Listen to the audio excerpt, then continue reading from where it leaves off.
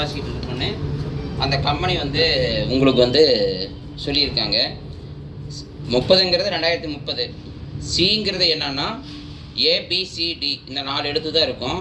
அது ஒவ்வொன்றும் ஒவ்வொரு காலாண்டை குறிக்குது. ஏன்னா ஜனவரி டு மார்ச், பின்னா ஏப்ரல் டு ஜூன், சின்னா ஜூலையிலேருந்து ஜூலை, ஆகஸ்ட், செப்டம்பர், டின்னா அக்டோபர், நவம்பர், டிசம்பர். அப்போ ஜூலை, ஆகஸ்ட், செப்டம்பர் 2030 வரலுமே இந்த சிலிண்டர் வந்து உள்ளழுத்தத்தை தாங்கும்.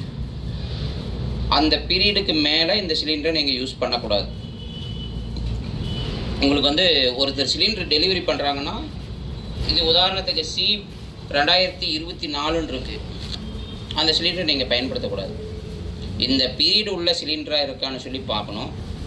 அதுக்கப்புறங்க இந்த சேஃப்டி பின் இருக்கு இல்லைங்களா, நீங்கள் வாங்கும்போது இந்த சேஃப்டி பின் வந்து இந்த சிலிண்டரில் சீல் வச்சுருக்கா ஒன்று. ரெண்டாவது வந்து இந்த சீலை உடைச்சிட்டு உள்ளே வந்து ஓரிங் வாஷர் வந்து 2 வாஷர் இருக்கும்.